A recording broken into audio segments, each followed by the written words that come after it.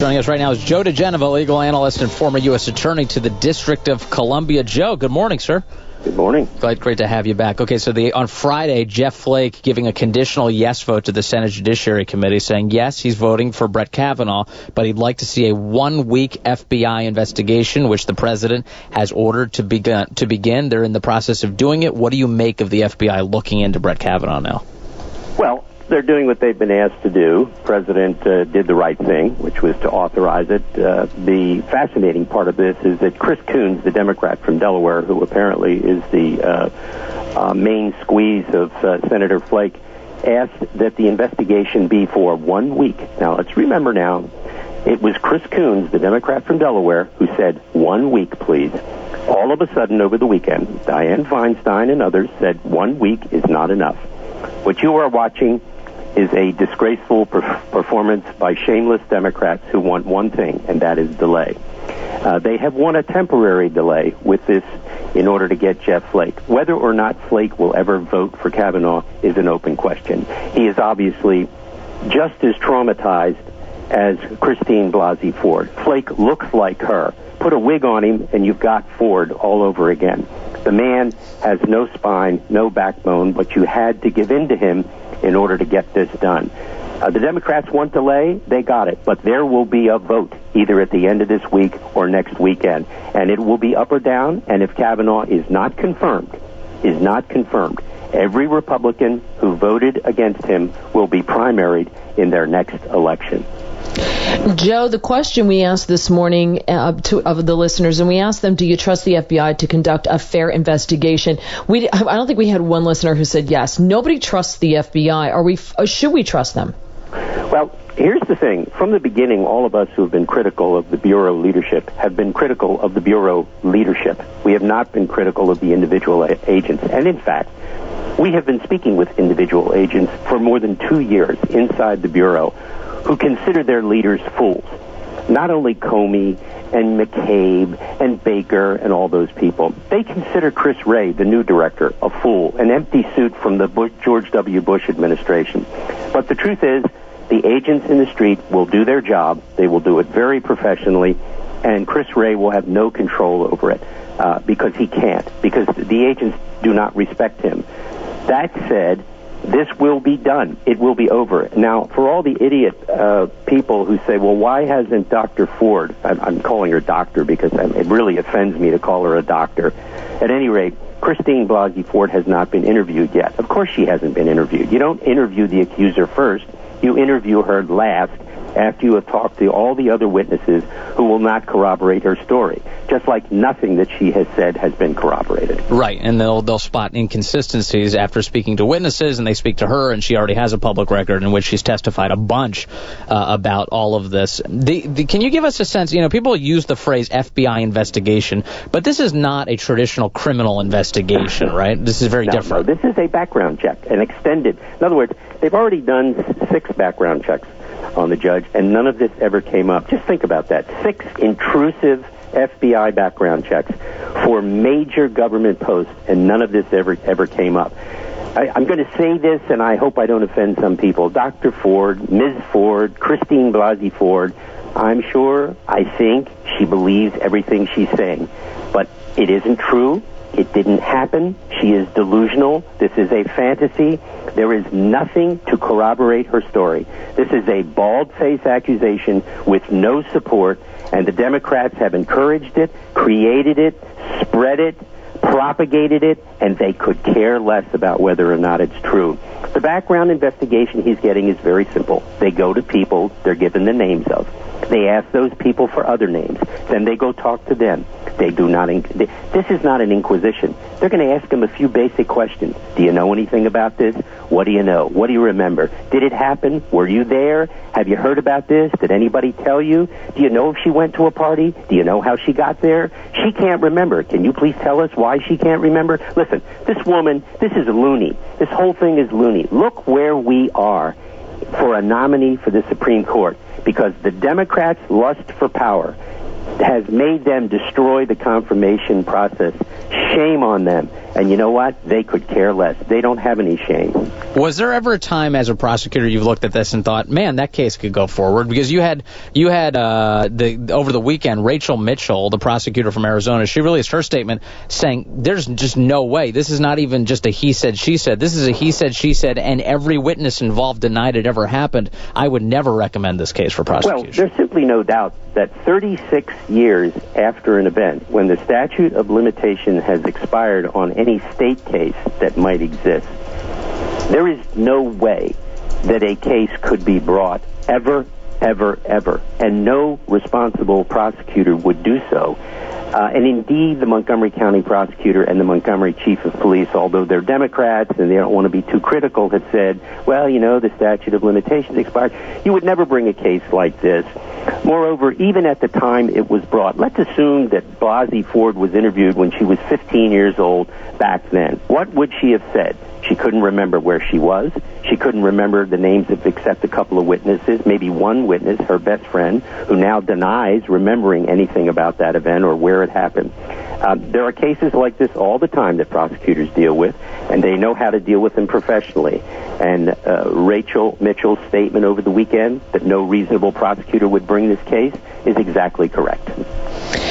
Joe, are there any kind of repercussions for anyone who may have brought false allegations or allegations that are proven to be false or suspicious? Yes, there are two things, at least two things that can happen to anybody who presented false information to a congressional committee. One is false statements, then there's perjury, and then there's obstructing a congressional investigation by providing false testimony. It is quite obvious that the gentleman that Sheldon Whitehouse put forward, the mouthy, nonsensical, puffed-up senator from wherever he's from, Rhode Island, Connecticut, I can remember they appear to be a bunch of fools from New England. I think they all blend together in like a mud pile.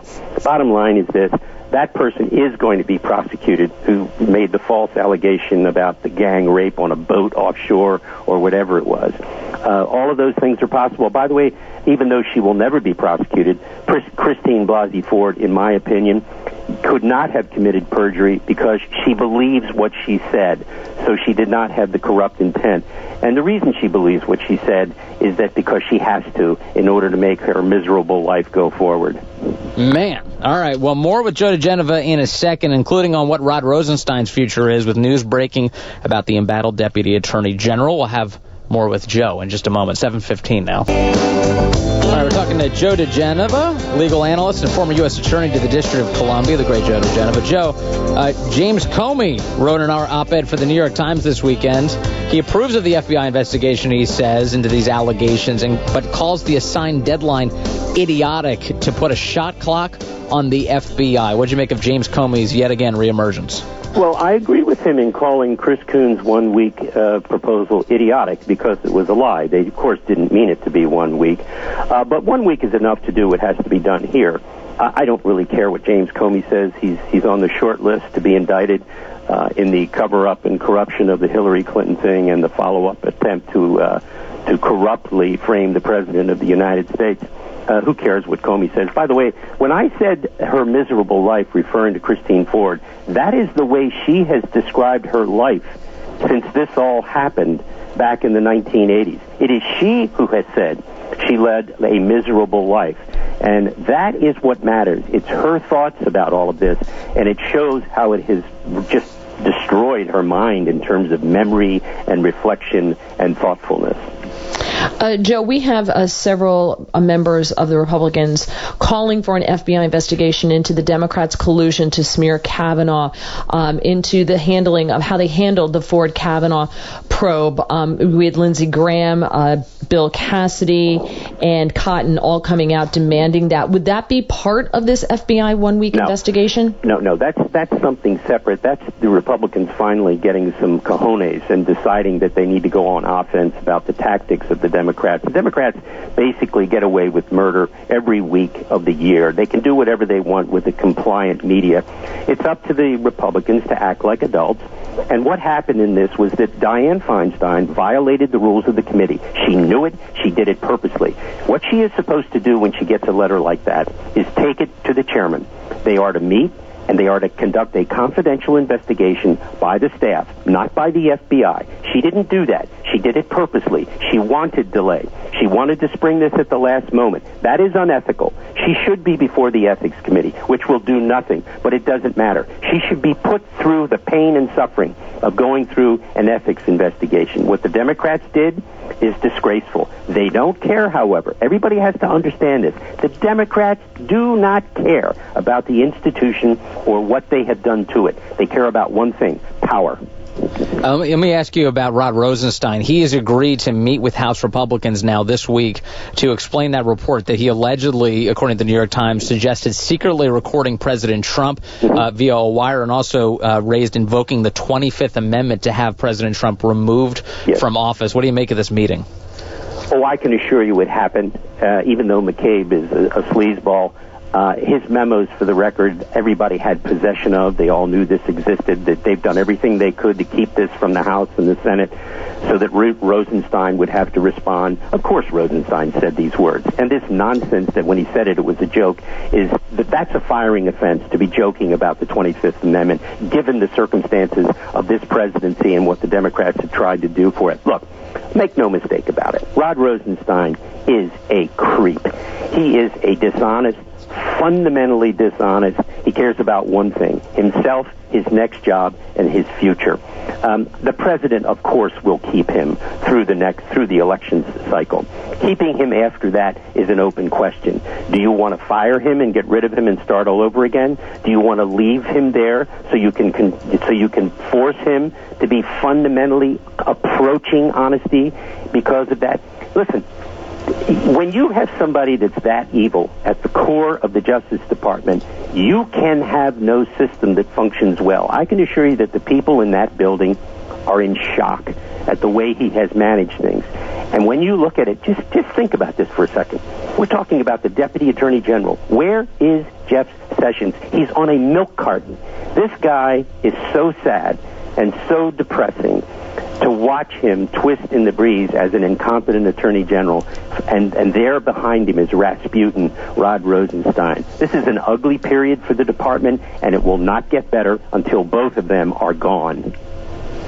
And lastly, Joe, the House Intel voted to release the transcripts from the Russia investigation from more than 50 witnesses, including Obama, Clinton aides, Fusion GPS, Loretta Lynch, Susan Rice, you name it. So it goes to the Intel community next. Do we see any of this before the midterms? I doubt it. I think the scrubbing, which will go on with the intelligence community, will take a considerable period of time. Some of that will be for purposeful delay. Some of that will be for legitimate reasons. But it doesn't matter. The die are cast. I mean, everybody knows what happens here. And, I started talking about this to our listeners 2 years ago. There was a brazen plot to exonerate Hillary Clinton, and if she lost, to frame Donald Trump. Every single piece of publicly available evidence has confirmed that.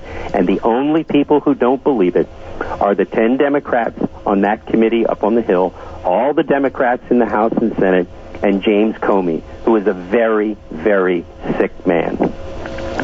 Well, I think people want to see some justice, and they want to see this done. Even though we all believe this now, I still think there are a lot of people who want to see this in black and white and have their crimes laid bare, and hopefully that will happen. Indeed. All right, Joe diGenova, thank you. Always good to talk to you, sir. You bet.